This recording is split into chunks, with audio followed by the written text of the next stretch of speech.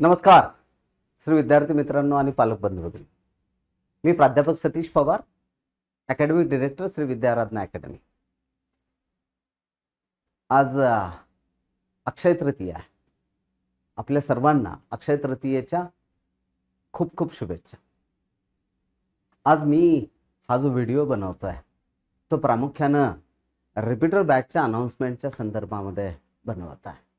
विद्यार्थी मित्रांनो आणि पालक बंधूंनो, आपल्या सर्वांना कल्पना आहे की रविवार दिनांक 5 मे 2024 रोजी या वर्षीची नीट एक्झामिनेशन कंप्लीट झाली। अनेक विद्यार्थ्यांनी, केवळ महाराष्ट्राचा संदर्भ घ्यायचा झाला तर जवळपास 3.5 पावणे 4 लाख विद्यार्थ्यांनी या वर्षीची नीट एक्झाम महाराष्ट्रामधून दिलेली आहे। देशभरातून 24 लाख विद्यार्थ्यांनी ही परीक्षा दिलेली आहे। प्रयत्न अनेक जण करणार आहेत, परंतु काही विद्यार्थ्यांच्या संदर्भामध्ये अपेक्षेप्रमाणे स्कोर येऊ शकत नाहीत। मी याच्यासाठी यशस्वी अयशस्वी हा शब्दप्रयोग नाही करणार आहे। याचं कारण असं की आपण पारंपरिकरित्या एक म्हण तर खूप सातत्याने ऐकत आलोय की अपयश ही यशाची पहिली पायरी असते, हे एक। आणि दुसरा महत्त्वाचा मुद्दा विद्यार्थी मित्रांनो आणि पालक बंधू भगिनींनो, हे आपण लक्षामध्ये घ्या। ज्या वेळेला काही प्रयत्न केल्याच्या नंतर, एखादी गोष्ट अचीव करण्यासाठी प्रयत्न केल्याच्या नंतर ती गोष्ट जर आपल्याला अचीव होत नसेलच तर हे आपण कायम लक्षात ठेवायचं, त्या जगनियंत्यानं, त्या ईश्वरानं आपल्यासाठी याच्यापेक्षा वेगळं काहीतरी आणि याच्यापेक्षा भव्य दिव्य असं काहीतरी आपल्या भविष्यामध्ये निर्माण करून ठेवलेला आहे। आणि त्याच्यासाठीची ही दस्तक तुमच्या डोअरवरती देण्यात आलेली आहे, परंतु ते आपल्याला समजून घ्यावं लागेल। नाही, आणि हे आपल्या मनाला पण सांगावं लागेल की नाही बाबा, हे ठीक आहे, मी प्रयत्न केले होते का? केले होते। प्रामाणिक प्रयत्न केले होते का? केले होते। परंतु काही अपरिहार्य कारणास्तव माझ्या अपेक्षेप्रमाणे रिझल्ट किंवा निकाल या नीट 2024 चा जर मला मिळत नसेल तर निश्चितपणाने मला याच्यापेक्षा वेगळं काहीतरी ईश्वरानं माझ्या वाट्याला निर्माण करून ठेवलेलं, फक्त ते समजून घ्यावं लागेल आणि त्याच्यासाठी पुन्हा एकदा प्रयत्नांना सुरुवात करावी लागेल। त्याला पर्याय नाहीये, आपण नाही थांबू शकत आहे। आणि मानवाचा जन्म मुळात थांबण्यासाठी झालेलाच नाहीये। त्यामुळे आपण सर्वांनी हे लक्षात घ्या। ठीक आहे, तुम्हाला अपेक्षा होती की XYZ स्कोर येणार आहे, परंतु तो नाही आला, सो व्हॉट नेक्स्ट? थांबता तर नाही येणार ना? का असं थोडीच होणार आहे की नाही आता मला नाही करायचं? How can it be so? हे नाही। स्थायी भाव आहे, लढणे हा मनुष्य जातीचा, मानव जातीचा स्थायी भाव आहे। ठीक आहे, काही गोष्टींमुळे आपल्याला स्कोर कमी आलेला असेल। आणि आणखी एक मी मुद्दा खूप महत्त्वाचा आपल्याला सांगितलं, आज असणारं अपयश कदाचित उद्या खूप मोठ्या यशामध्ये कन्वर्ट होऊ शकतं, परंतु ते समजून घ्यायची आणि त्याच्यासाठी जी जिद्द आपण पूर्वी बाळगली होती त्याच्यापेक्षा अधिक जिद्दीनं कामाला लागणं हे तेवढंच महत्त्वाचं आहे। म्हणून उठा, बस आता रडणं पडणं किंवा कमी आले जास्त आले नाराज होणं बंद, बस झालं। विद्यार्थी मित्रांनो आणि पालक बंधू भगिनींनो, जे झालं ते झालं, इट्स युअर पास्ट। आता what about present and what about future याचा विचार करणं अत्यंत गरजेचं आहे। म्हणून न घाबरता आपण इथून पुढच्या गोष्टींकडे वाटचाल, इथून पुढच्या बाबींकडे वाटचाल करणं अत्यंत गरजेचं आहे। दुसरा एक महत्त्वाचा मुद्दा आपण लक्षात घ्या। मी सातत्याने असं मानतो की एक्झामिनेशन्स वर्क लाईक मिरर्स। आरशाच्या समोर उभा राहिल्याच्या नंतर ज्या स्वरूपामध्ये आपली प्रतिमा निर्माण होते, आपण जसे आहोत तसे एक्झामिनेशन्स तसंच आहे। परीक्षेच्या माध्यमातून आपण जे प्रिपरेशन केलेलं आहे त्याचं रिफ्लेक्शन एक्झामिनेशनच्या माध्यमातून येणार आहे। So somewhere we have to accept that आपण जे आपल्या कमतरता राहिलेल्या आपण जिथं कमी पडलेलो आहोत ते शोधून काढावं लागेल आणि त्याच्यावरती इथून पुढं कामाला लागणं अत्यंत गरजेचं आहे. श्री विद्याराधना अकॅडमीच्या ज्या रिपीटर्स बॅचेस आहेत त्याची सुरुवात 3 जूनला होती. पहिली रिपीटर बॅच श्री विद्याराधना अकॅडमीची 3 जून 3rd of June 2024 पासून होती. इथं प्रवेश घेत असताना श्री विद्याराधना अकॅडमीमध्ये मी असेल, माझे सहकारी श्री संजयजी लड्डा असतील, आम्ही दोघांनी मिळून या स्वरूपामध्ये निर्णय आम्ही घेतलेला आहे की आम्ही रिपीटर बॅचच्या संदर्भामध्ये कुठल्याही स्वरूपामध्ये स्कॉलरशिप एक्झाम्स घेणार नाहीये.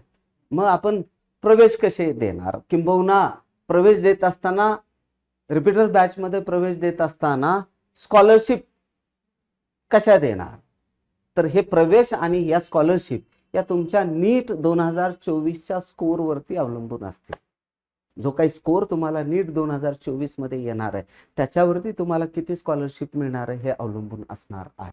कारण एकदा आता एनटीएने एवढी मोठी भव्य दिव्य देश आणि आंतरराष्ट्रीय पातळीवरची परीक्षा घेतलेली असताना मी कुठल्या तरी स्कॉलरशिपच्या नावाने मी आणखी एक ॲडिशनल परीक्षेचं बर्डन तुमच्या डोक्यावरती लादणं मला असं वाटतं की हा म्हणजे मूर्खपणा ठरतो. आणि म्हणून त्याचा रिझल्ट आणखी अवेटिंग आहे, तो येणारच आहे. तर त्या संदर्भाने आपण प्रवेश करतोय. याच्यातली पहिली बॅच मी आता म्हटल्याप्रमाणे 3rd of June 2024 पासून सुरुवात होती. आपण विद्यार्थी मित्रांनो, आपण लवकरात लवकर श्री विद्याराधना अकॅडमीचे प्रवेश आपण लवकरात लवकर निश्चित करावे.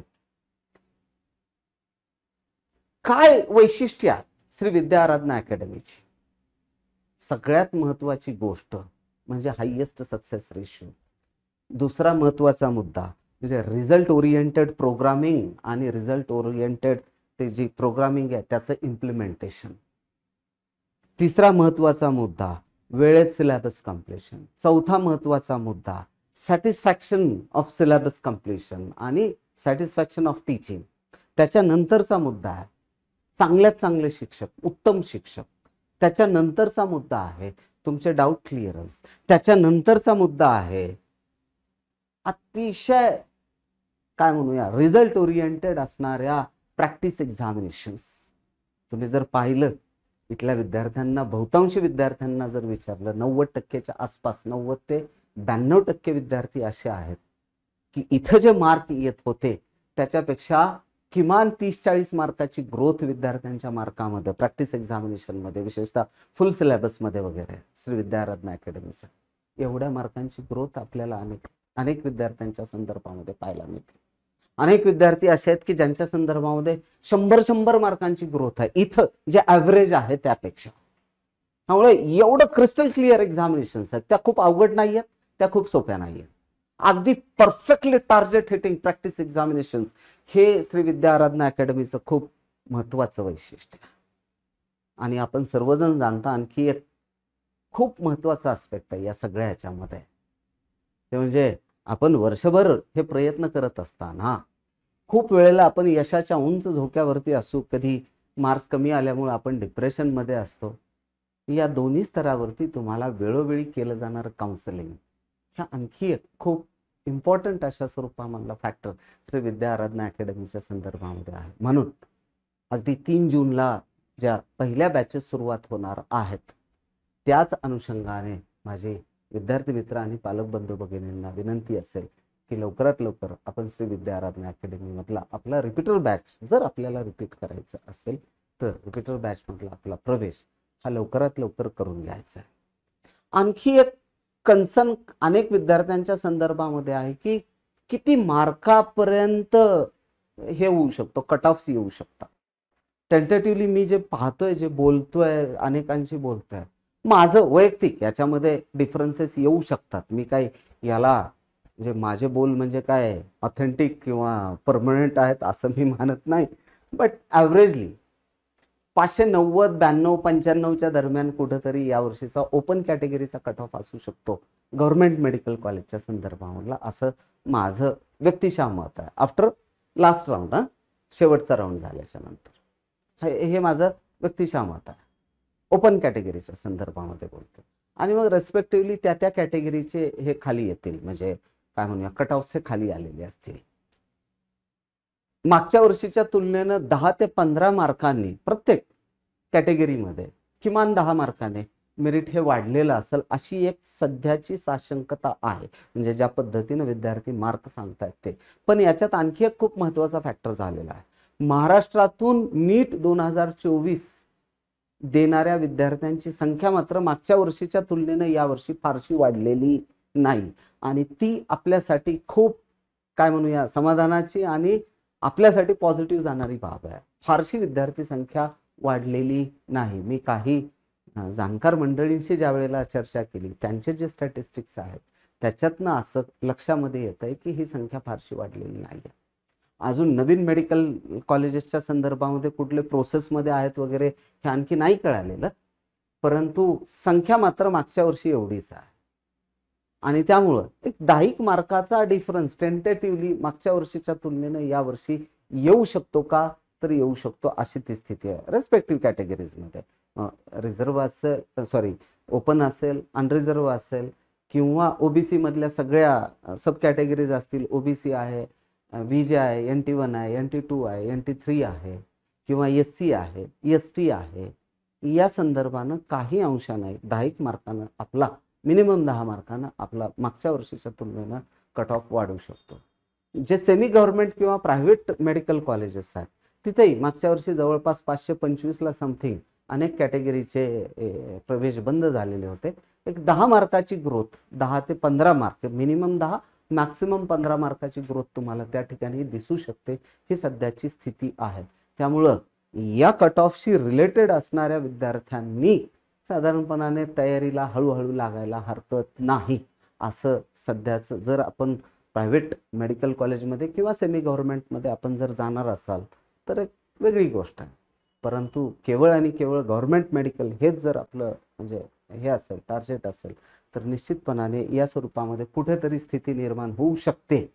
These are not ultimate figures, मी पुन्हा पुन्हा सांगतो आपल्याला, परंतु एक आयडिया येणं गरजेचं असतं की काय होऊ शकतं.